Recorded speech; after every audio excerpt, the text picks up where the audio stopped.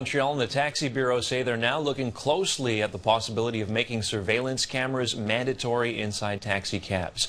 Several cities in the U.S. have adopted similar bylaws, and the results are encouraging. Stéphane Giroux has more on that. Today in Montreal, taxi drivers were mourning the loss of their colleague Ziad Bouzid, raising funds for his family and wondering about their own safety. People seem to think we're bank machines on wheels, he says.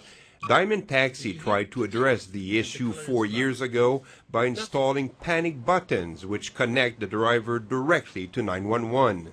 So what we have here is a screen that we receive when the driver presses emergency button in one of our vehicles. It takes just a few seconds. But many drivers don't trust their panic button because it's not fail-safe. Taxi veteran Arié Perrakowicz says it works after the fact, not when passengers become threatening. Up at around 2 or 3 o'clock in the morning, that's when you get the drunk people and the high people, and then problems are higher. Taxi companies now want to go a step further by installing video cameras, which would serve as a deterrent to criminals and provide police with much needed evidence when there's a crime.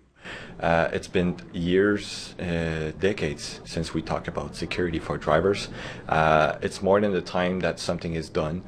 Montreal's Taxi Bureau just completed the analysis of a US-based study which suggests cameras would be far more efficient than installing bulletproof dividers, which are common in other cities.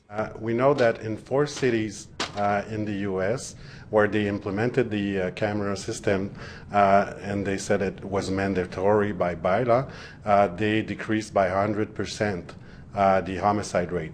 On the road, taxi drivers would welcome the cameras. From day one, cameras should have been the ideal, better than this panic button. The taxi industry now has a serious ally because besides the Taxi Bureau, City Hall also announced that it was fully in favor of the installation of cameras inside taxi cabs. The move comes too late for Ziad Bouzid, but it could save lives in the future. Stéphane Giroux, CTV News.